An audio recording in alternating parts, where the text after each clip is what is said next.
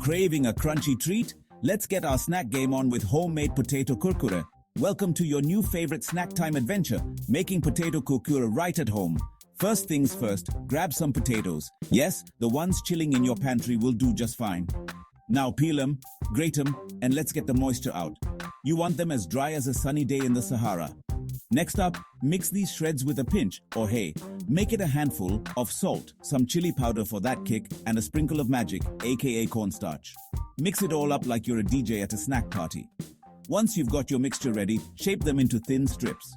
No need for perfection here, the wonkier, the crunchier. Now, heat some oil in a pan. Enough to get a mini pool party going for our kurkure.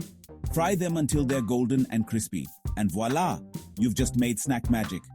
Serve them up with a cool dip or just solo. They're showstoppers either way. Remember, every bite is a crispy ticket to snack heaven. Enjoy your homemade crunch.